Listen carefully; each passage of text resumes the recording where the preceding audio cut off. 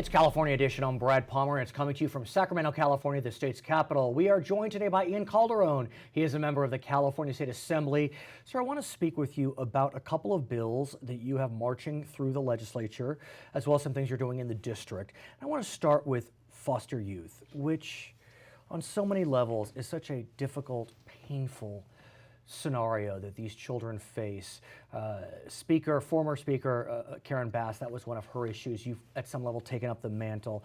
Talk to us about just trying to help foster youth transition out of the system and what you're looking to do. Well, you know, AB 1089 is something that I've been working on for over a year now. And, you know, it received a lot of bipartisan support. Actually, and to this day, has not received a single no vote. Good.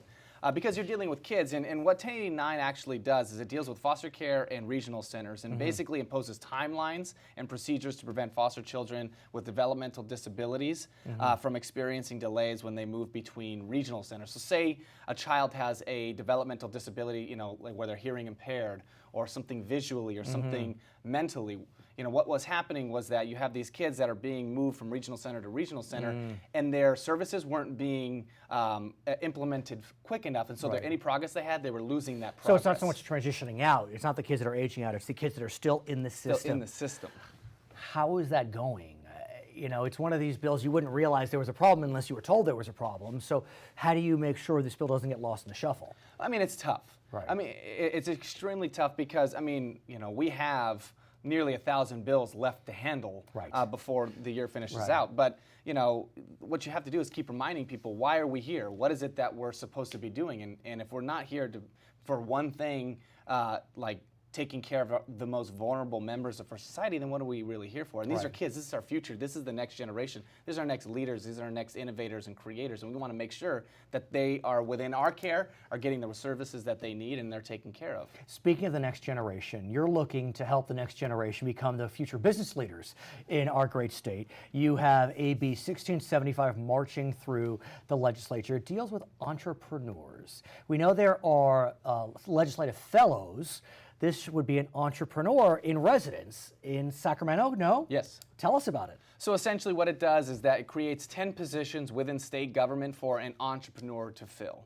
And it would be, say 16 hours a week, you're required as part of the program. As part of the program, voluntarily, it's unpaid. But think about it, entrepreneurs, they're creators. They're innovators. They find solutions to problems, create a business, solve that problem, go on, so on and so forth, and keep doing that. And so what the essence of this bill is, it's a pilot program, just 10 positions to start. We put them within agencies of state government to help maybe reduce duplicative regulations for businesses, or say there's an issue with EDD, you know, and you know they need a problem to be fixed. We have an entrepreneur who's there, who's creative and who's innovative to help you solve that issue. It is remarkable how California continues to be tarred as business unfriendly, and you know when you look at the tax situation, the numbers seem to suggest we're pretty much in the middle. But when you look at the regulatory environment, it's tough to deny that we are facing regulatory hurdles like no other states. So this really seems to address that very issue, trying to make the state more business friendly by bringing in these types of people who know how to make that work. Well, right. Not only do we want to make sure our kids are getting a world-class education and that they're going from K through 12 to higher ed, but that they're also, you know, have an opportunity to have a job, and a good paying job that helps them provide for themselves and their family when they graduate. So how's this bill going? It's going well.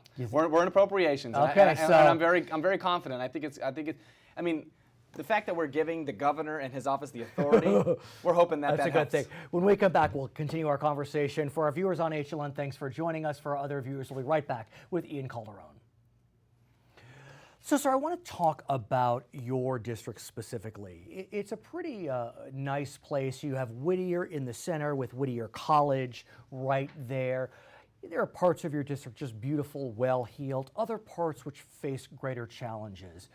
And when I think about that kind of this southeast area, I guess you can call that, of LA County, I think about some really bright kids that often just don't have the resources to advance to higher education.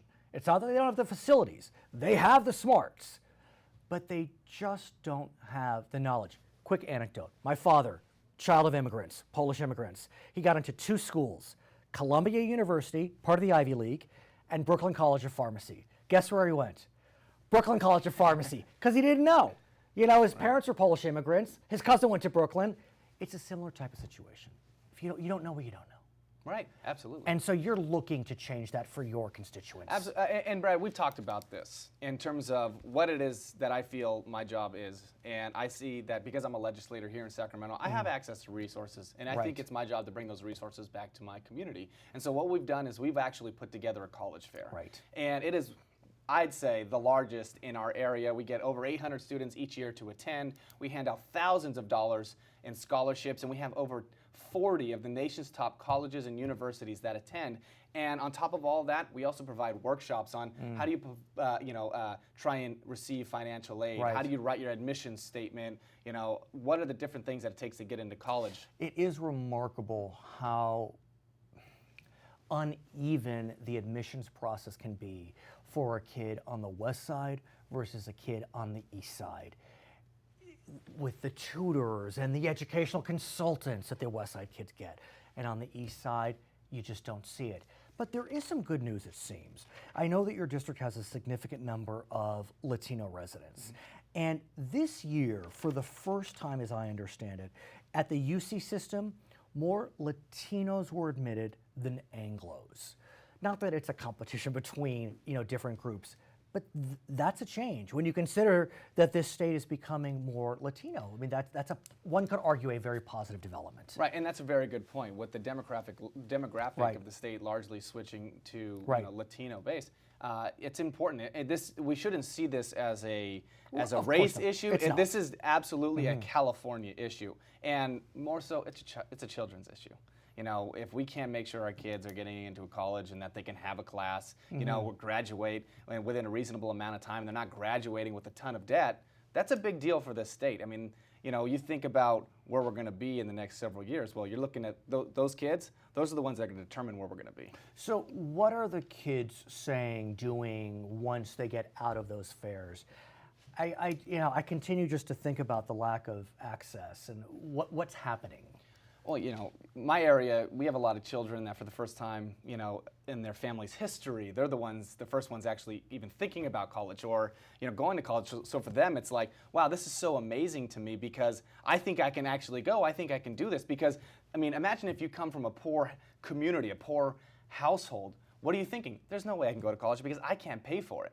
You come to a college fair, there's all this financial aid out there, all this financial aid available, and people wanting to help you because they want to see you succeed. That makes you motivated to want to go and do something with your life and go and actually try to get a high quality education. At the same time, it's still pretty expensive to attend CSU or UC. Right now, it's about $6,000 a year just for tuition and fees for CSU, about $12,000 for UC. That doesn't take into account living expenses, et cetera. That's a lot of money. It is a lot of money, but that's why we continue to make changes here in the legislature. This year alone, we're dedicating $50 million each to both CSU and UCs to make sure that they don't continue to increase rates for college students. And right now, we do have a moratorium on rate hikes. And I know that one of the big pushes of the former Speaker, John Perez, was this middle class scholarship. Is that moving? That was signed, I believe. Yeah, is that signed. Right? It was in this year's budget deal. And so how is that going? And middle class, it's kind of a strange definition of middle class, but because middle class, depending on where you live, can mean different things. But how is that program moving forward? Well, it's fresh, and there's still a lot to see, and to be learned about what's going on. But I think it's going well, and again, it goes back to making kids feel like they have an opportunity because hey, there's a scholarship you can access and get funds and go to college. His name is Ian Calderon. He is a member of the California State Assembly. He's running for re-election. That election will be held in November 2014. My name is Brad Palmer. This is California Edition.